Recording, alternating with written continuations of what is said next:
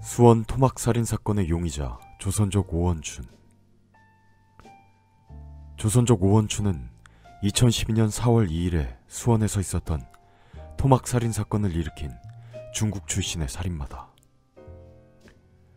이 사건이 많은 이들을 충격에 빠뜨렸던 것은 당시 오원춘이 납치한 여성을 280조각으로 포를 떠 봉지 하나당 20부위씩 담아 보관했던 엽기적인 살인 행각 때문이었습니다.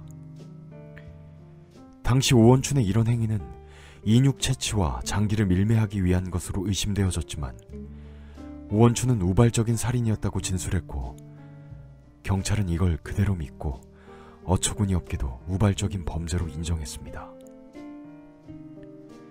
이 미친 살인마는 1970년 중국 네이먼구 자치구의 선광촌에서 태어났습니다. 초등학교를 졸업하고 농업에 종사했으며 우리나라인 2007년 9월에 취업비자로 입국합니다. 후에 4년간은 공사장 노동자로 일하며 2011년 10월까지 우리나라와 중국을 8차례 오갔다고 합니다. 개인적으로 이 기간 동안에도 오원춘은 범죄를 저지르지 않았을까 하는 생각을 해봅니다. 오원춘은 제주도와 경상남도 거제시 등에 거주하며 일용직 노동자로 일했고 중국에서 결혼하여 모국엔 아내와 아들이 있는 것으로 밝혀졌습니다. 2010년 10월부터는 경기도 수원시에 거주했는데 이후 사건은 2012년 4월 1일 벌어집니다. 오원춘이 끔찍한 살인을 벌인 그날, 피해자 광모씨는 휴대전화 부품 공장에서 일을 하고 퇴근하던 중 오원춘에게 납치당하게 됩니다. 오원춘은 자신의 집으로 납치한 곽씨를 4월 2일 새벽 5시경에 목 졸라 살해했고 잔인하고 끔찍하게도 시신을 280조각으로 토막냈습니다. 당시 곽씨는 살해당하기 전 경찰에 신고하였으나 경찰의 늦장 대응으로 피해자는 참변을 면치 못했습니다.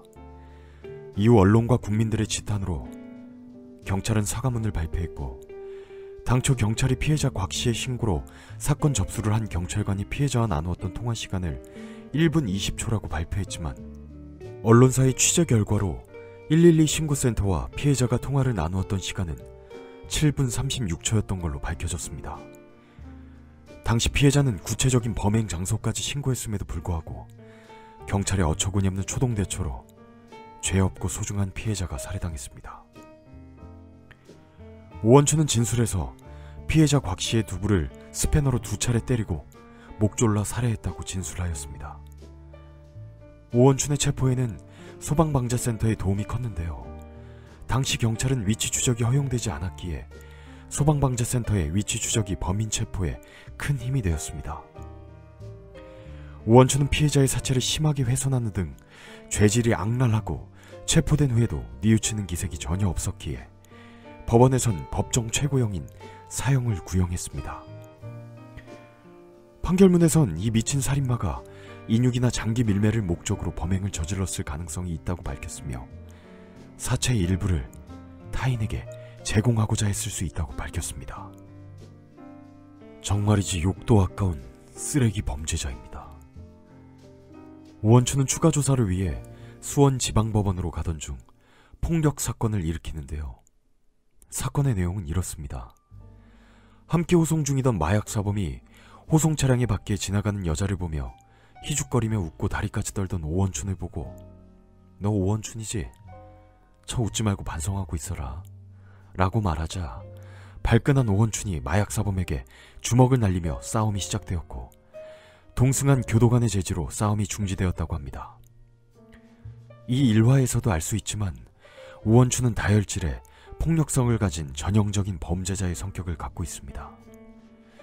오원춘은 사형 판결 후 어이없게도 법원의 판단에 불복하고 항소장을 제출했고 2012년 10월 18일 서울고등법원에서 열린 항소심에서 형사 5부는 범행 수법이 잔인해 죄질이 무겁지만 인용 및 장기 밀매를 목적으로 범행을 저질렀다는 1심 판결에 명확한 근거를 찾을 수 없고 사형 판결을 내린 1심의 형량이 무겁다고 판단하여 무기징역으로 감형했습니다. 어처구니가 없는 판결이 아닐 수가 없습니다. 그 결과 오원춘은 무기징역을 선고받고 신상정보 공개 10년, 전자발찌 30년 부착의 명령을 받고 현재 청송교도소에서 수감 중입니다. 그리고 오원춘과 함께 수감 생활을 했던 인물의 이야기에 의하면 그는 매일 자신의 독거실에서 뻔뻔하게 피해자를 위한 108배를 하고 있다고 합니다. 과연 오원춘이 하고 있는 행동이 진심일까요? 참 어처구니가 없습니다.